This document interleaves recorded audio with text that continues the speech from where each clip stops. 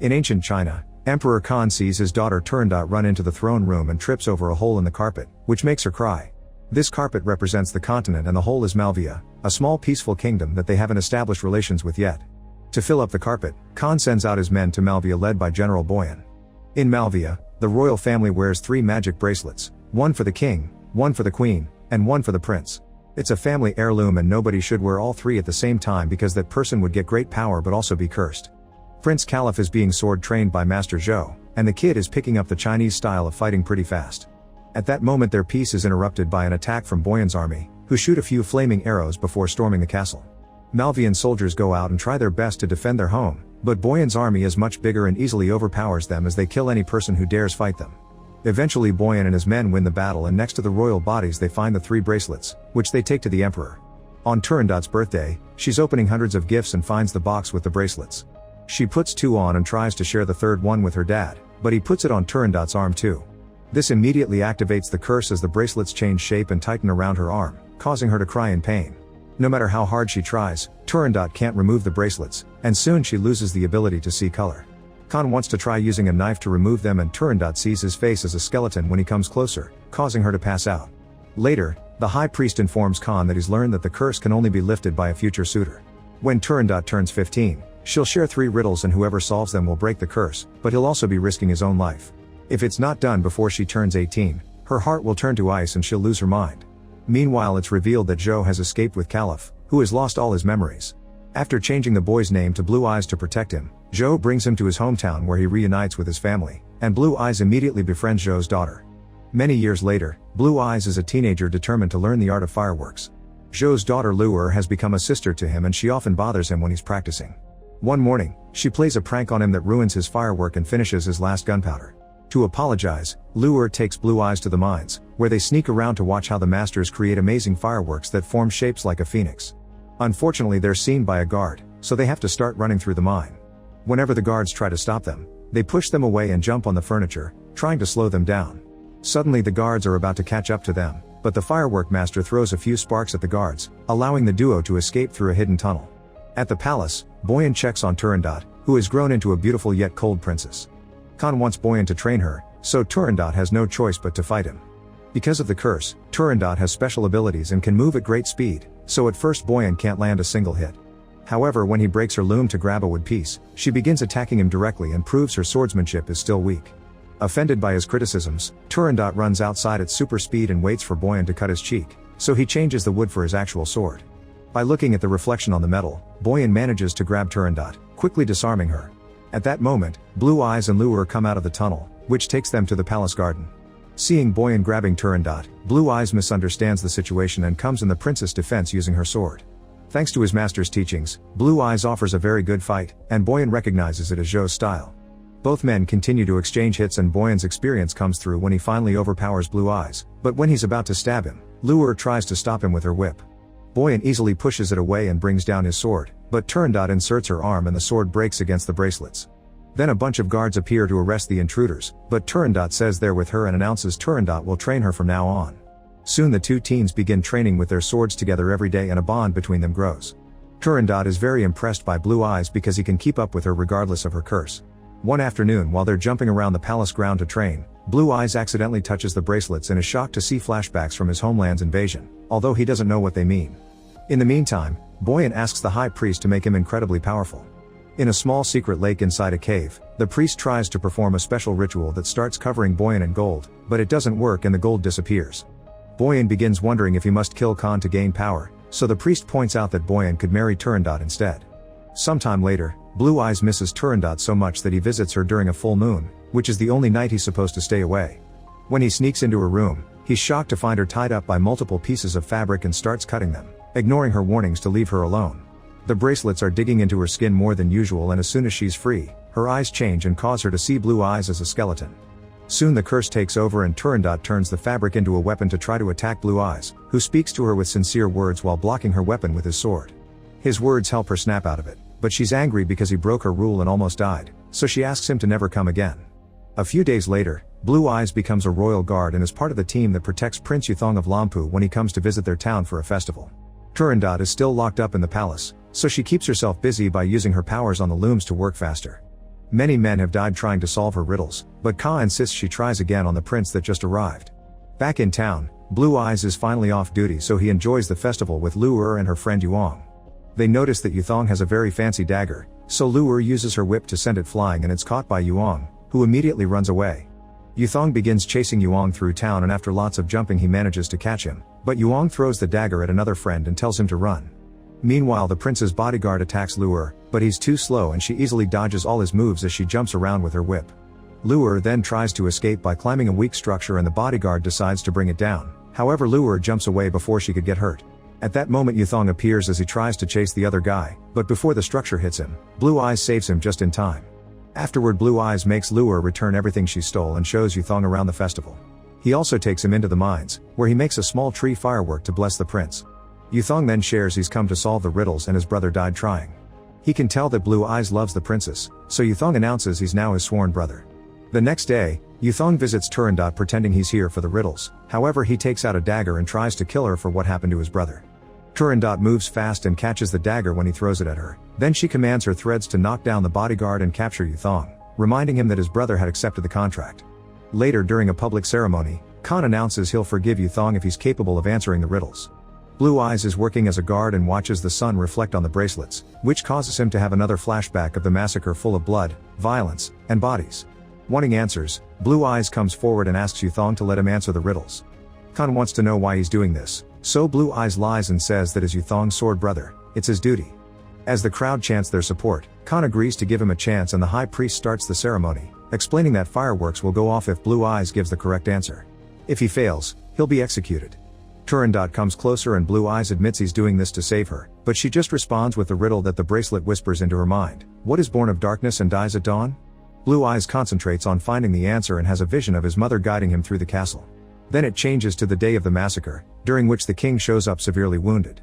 The guards can't keep the invaders out, so the queen grabs all the bracelets and forces them on her husband's arm, saying there's no other choice. While the king absorbs the new power, the queen tries to fight, only to be pushed away.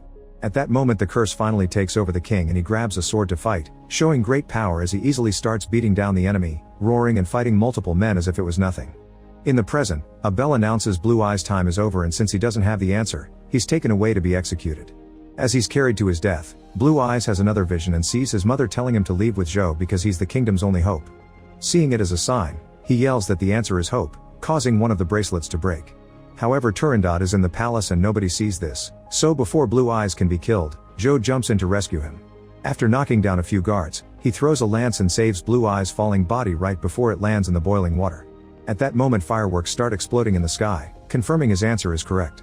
Afterward, Boyan steals a piece of the broken bracelet and orders his men to not let the fireworks explode even if Blue Eyes gets another answer right. The next day under the rain, Turandot shares the second riddle. Women are beautiful for it, men are unsettled for it, yet they die together when it turns into unbreakable ice. Blue Eyes concentrates and another vision shows him that his father sees everyone as skeletons, causing him to lose control to the point he kills his own men. Zhou takes little Caliph away and the queen jumps in to protect them, only to end up killed by the king. Once again, time runs out and Blue Eyes doesn't have an answer. He's tied up to a pole and his punishment is 1,000 cuts, so while the executioner starts hurting him, the pain causes Blue Eyes to have another vision. The queen's death makes the king to snap out of it, and the combo of grief and guilt causes him to break his sword and self-delete. In the present, Blue Eyes announces that the answer is blood, and another bracelet quickly breaks at the palace. The servants try to shoot a firework with an arrow, but the rain only makes it fall in a puddle. To make matters worse, Boyan's men show up to stop them from trying again. While a fight ensues in the palace, it's announced in the ceremony that Blue Eyes will be executed. Zhou suddenly yells that the rain may be interrupting the fireworks, so Boyan decides to fight him as he reveals their brothers. Yuthong, his bodyguard, Lu'er, and her friends proceed to fight the guards so Zhou can confront Boyan, using special tricks of his sword to get the upper hand. Lu'er tries to reach Blue Eyes, but there are too many guards and she's pushed off the platform.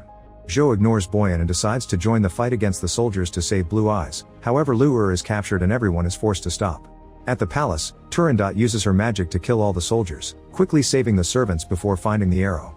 At that moment, Blue Eyes insults Boyan, who throws his sword in retaliation, but the sword is stopped by magic. Turandot flies down on the platform and announces Blue Eyes gave the right answer, so he's freed. That night, Blue Eyes tells Zhou he finally remembers everything, so he agrees to leave the kingdom that killed his people. The next day, Blue Eyes and Lu'er are ready on their horses, but Zhou is late. Suddenly they're surrounded by Boyan's men, who start chasing them through an open field. Eventually Blue Eyes decides to fight, but as soon as the battle starts, Boyan's men are stopped by Turandot, who disarms all the soldiers and scares them away. Then Blue Eyes tries to escape too, but Turandot blocks his way and causes him to fall. Her servants capture Lure and surround Blue Eyes with their horses, hitting him a few times to make their point. When Turandot demands an explanation, Blue Eyes admits he regrets accepting the riddle contract and challenges her to a fight. In just a few moves, Turandot overpowers Blue Eyes and starts reciting the last riddle. It can give you freedom just as it can enslave you. You light the ice and you get more coldness in return. As Blue Eyes takes the chance to escape her grasp, Turandot begs for help, but he refuses to do it and steps forward, causing her sword to stab him in the chest. Blue Eyes whispers her name before passing out, and suddenly Turandot's arm starts hurting. It turns out her name is the answer and the bracelet breaks, making her faint too. When the servants rush to help her, Turandot wakes up and her skin loses its paleness as color finally returns to her eyes, allowing her to see the beauty of nature. Sometime later, the royal medic is taking care of Blue Eyes and explains to Khan that the boy survived because his organs are on the other side. Turandot comes to visit him and announces the next day is their wedding, but Blue Eyes tells her to learn who he really is first or he won't marry her. While Khan sends his men out to discover Blue Eyes' identity, Boyan gets a piece of every bracelet and gives to the high priest, who throws them in the small lake to start the ritual. Boyan steps into the water and the dark magic takes over his body, filling him with great power. Once the ritual is over, Boyan tests the results with his sword, but all his wounds instantly heal. Then he stabs the high priest for knowing too much. In the evening, Blue Eyes is getting drunk at a restaurant because he hates the fact he loves the daughter of the enemy. Hearing this, Lure rushes to tell Turandot the truth. Meanwhile Boyan visits Zhou to ask him about Blue Eyes. Zhou refuses to talk and a fight ensues, but no matter how many times Zhou hurts him, Boyan's wounds always heal up. Desperate to survive, Zhou escapes through the window. At the same time, the high priest arrives at the mines to beg for help. Moments later, Blue Eyes tries to enter his home only to be captured by Boyan and his men. When they're about to take him away, mysterious soldiers arrive and kill some of Boyan's men before the leader shoots an arrow at him. Boyan catches it with his hand and threatens to kill Blue Eyes, knowing the archer is Turandot. Then he reveals he found a jacket with the insignia of the Malvian royal family, which means Blue Eyes is the enemy. Turandot doesn't care and offers to accept any condition to save Blue Eyes, so Boyan asks her to marry him. The next morning, Blue Eyes is taken to see Ka, who decides to free him even if he's the enemy as thanks for saving his daughter. Blue Eyes still wants revenge, and when Boyan tries to shut him up he's interrupted by Turandot, who brings the high priest and the truth. The day Boyan's army visited Malvia, Ka's orders were to only establish peaceful relations. However, Boyan thought Ka got soft and that they should be conquering more land, which his soldiers agreed with. Then he killed the envoy and made it look like Malvia did it to start a war. Back in the present, Boyan confirms the story is true and uses a piece of armor to kill the priest before calling for his soldiers, who immediately storm the palace and kill the servants. Then Boyan reveals he brought fireworks under the disguise of a wedding gift and shoots some flaming arrows at them to make them explode. However, the firework master had guessed his intentions and the fireworks form a huge dragon that attacks Boyan's army, defeating it in a matter of seconds. Seeing his soldiers go down makes Boyan mad and he fights a few royal guards, quickly killing them all. Then he challenges Ka for the throne and the emperor accepts, thinking he can defeat him by using a sword made from a meteor. However, as he starts hitting Boyan, Ka is shocked to see the sword breaking little by little. A smug Boyan pushes him away and the rest of Ka's people attack him, going after the remaining soldiers as well. A brutal battle takes over the throne room as people show off all their skills with a variety of weapons, like Lu Yar's whip and the strength of Yuthong's bodyguard. Blue Eyes and Zhou fight Boyan together, but their weapons are useless. They manage to kick Boyan against the table, only for him to grab a knife and throw it at Zhou's chest. Furious, Blue Eyes tries to fight him yet he's overpowered again. Turandot tries to save him and Boyan retaliates by choking her, but he lets go of her when he sees Zhou standing up. Boyan jumps on his brother and tries to kill him, so Lu grabs his arm with her whip, only to be thrown away. Then Blue Eyes throws a box at Boyan's head before Turandot drags him out of the palace. Boyan immediately follows them, giving Yuthong and the others the chance to defeat the last soldiers of his army and win the battle. By using the secret tunnel, Blue Eyes and Turandot arrive at the mines and shoot fireworks at Boyan, but nothing can hurt him. He starts destroying the place and Blue Eyes pushes Turandot down before she can get hurt. Then he lights up bigger fireworks, which destroy Boyan's armor and burn his skin yet he always recovers. Eventually the fireworks bring down a statue that falls on top of Boyan, bringing him down. Thinking it's over, the teens are about to share a kiss, but suddenly Boyan comes out of the debris. Blue Eyes rushes to attack him and Boyan breaks his sword, pushing him back. Then Turandot tries attacking him too and when Boyan hits her, she spits blood on his shoulder and notices it's hurting his skin for real. As she flies back, she throws her blood-covered sword at Blue Eyes, who catches it as he slides to stab Boyan. Thanks to the blood, this time the sword goes through and shocks Boyan, who immediately burns down. Afterward Blue Eyes rushes to Turandot's side, who finally calls him Caliph and tells him where to find the secret of the fireworks before she dies in his arms. The next day, Caliph begins traveling back to Malvia. He stops at various cities on the way and always lights up huge beautiful fireworks to bless the locals. When he finally returns home to rebuild his kingdom, Caliph becomes king and celebrates with more fireworks. At his side, he sees Turandot's ghost, who lights up a firework too before disappearing. Make sure to subscribe and turn on notifications so you can watch more videos like this. Thanks for watching.